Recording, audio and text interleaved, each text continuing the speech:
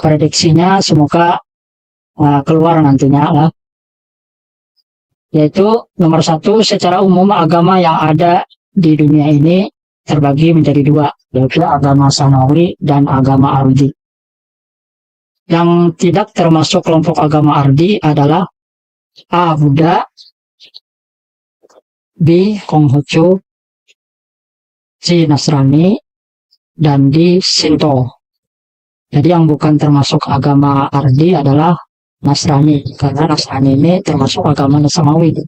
Ya, agama samawi itu ada 3, yaitu Islam, Yahudi, dan Nasrani. Soal nomor 2, Al-Quran apabila dibaca oleh setiap muslim akan memberi dampak kepada kesehatan mental atau jiwa. Hal ini sesuai dengan fungsi Al-Quran, yaitu A. Al-Bayan, B. An-Nur, C. Al-Furqan, D. Asy-Syifa. Jadi jawabannya adalah D. Asy-Syifa.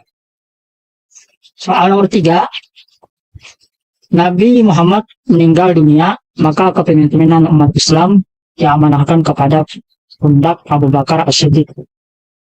Dasar dipilihnya Abu Bakar menjadi pengganti Rasulullah memimpin umat adalah A. Karena beliau mertua Rasulullah, B. Karena kesepakatan kaum Muhajirin dan Ansar di Saqifah Bani Sa'diyah, C. Karena beliau bergelar As-Siddiq atau amat pantas menduduki jabatan khalifah, dan D.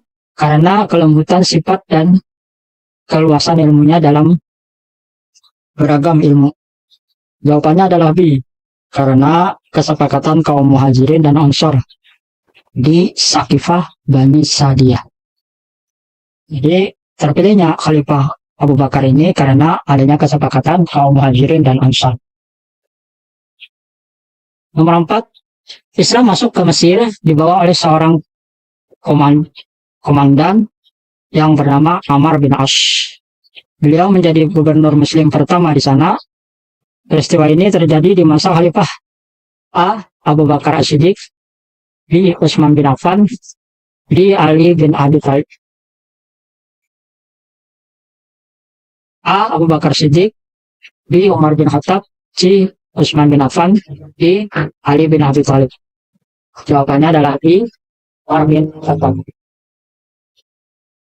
Soal yang kelima, Khalifah Ali bin Abi Thalib bertempur dengan Muawiyah bin Abi Sufyan dalam perang A. Zamal, B. Siffin, D.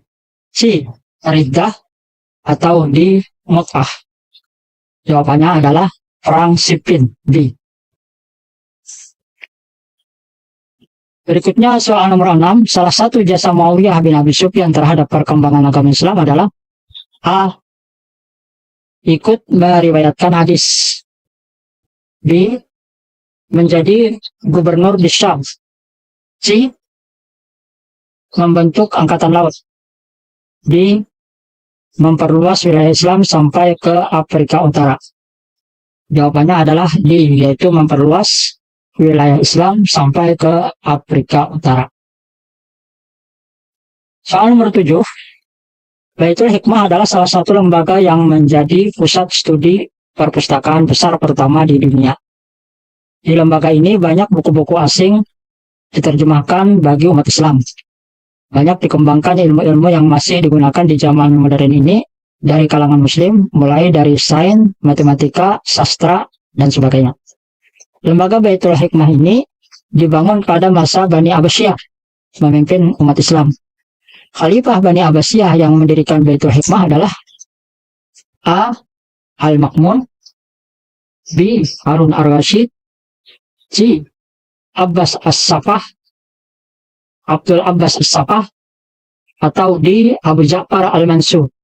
Jawabannya adalah Harun Ar-Rasyid. Khalifah Bani Abbasiyah yang mendirikan kota Baghdad adalah A. Al-Mutawakkil, B. Al-Mutasim, C. Al-Mahdi, atau D. Abu Ja'far Al-Mansur. Jawabannya adalah Abu Ja'far Al-Mansur. Soal nomor 9. Salah satu sebab hancurnya Daulah Umayyah adalah A. Terjadi pemberontakan di mana-mana. B. Adanya serangan dari kerajaan Romawi. C. Pengkhianatan orang Yahudi. Jawabannya adalah A, yaitu terjadi pemberontakan di mana-mana. Selanjutnya soal nomor 10. Islam masuk ke Indonesia melalui pedagang yang berasal dari Gujarat. Pendapat ini dikemukakan oleh A. J.P. Moketa, B. Thomas Almond, D. Nokaib Atlas, D. Buya Hamka. Jawabannya adalah A. J.P. Moketa. Ya. Jadi pendapat Islam masuk ke Indonesia yang dibawa oleh pedagang dari Gujarat ini dikemukakan oleh J.P. Moketa. Soal nomor 11. Islam masuk ke Indonesia di Arab langsung atau Mekah. Pendapat ini dikemukakan oleh A. Buya Hamka, B.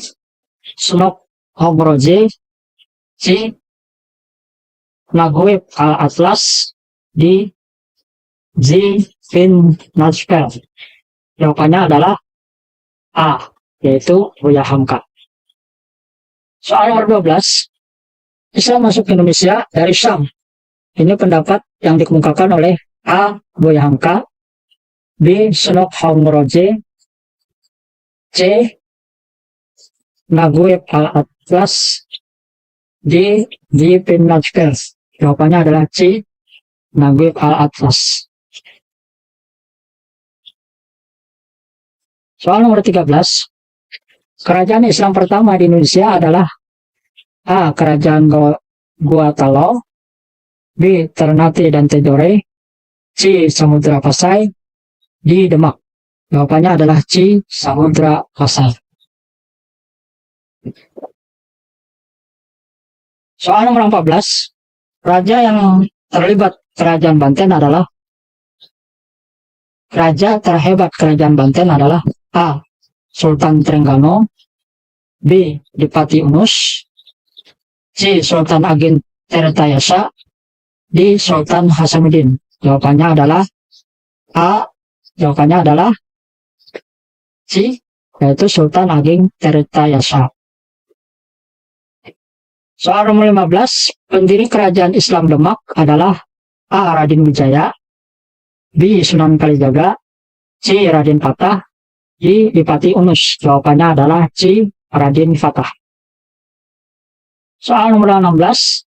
Segala ucapan, tindakan, dan sikap Rasulullah yang terkait dengan hukum syar'i ini adalah pengertian hadis menurut A. Ulama usul, B. Ulama hadis, C. Ulama muhaddisin, atau D. Ulama kalam. Jawabannya adalah A. Ulama usul. Selanjutnya nomor 17. Hadis adalah segala yang dinukilkan dari Nabi Muhammad SAW, baik berupa perkataan, perbuatan, maupun takrir, pengajaran, sifat, perilaku, perjalanan hidup Nabi kita Muhammad SAW. Sebelum dan sesudah diangkat menjadi Rasul, sebelum dan sesudah diangkat menjadi Rasul, maupun sesudahnya, pengertian hadis ini menurut A. Ulama kalam, B. Ulama muhaddisin, C. Ulama fikih, atau D. Ulama usul. Jawabannya adalah B. Ulama muhaddisin. Soal nomor 18. Hadis segala sesuatu yang ditetapkan Nabi Sallallahu Alaihi Wasallam yang tidak bersangkut paut dengan masalah-masalah fardu dan wajib atau wajib. Pengertian hadis ini menurut A. Ulama fuqaha, B. Ulama usul, C. Ulama muhaddisin, atau D. Ulama kalam. Jawabannya adalah A. Ulama fuqaha. Soal nomor 19.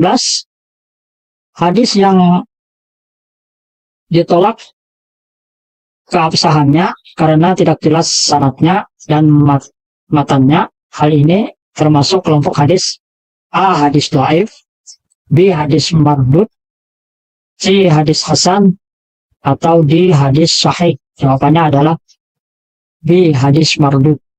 Ini bahasa Arab, artinya ditolak. Kemudian soal yang ke-20, hadis yang ditinjau dari banyaknya perawinya adalah A. Hadis hasan, B. Hadis dhaif, C. Hadis mursal, atau D. Hadis mutawatir? Jawabannya adalah D, yaitu hadis mutawatir, artinya hadis yang banyak perawinya.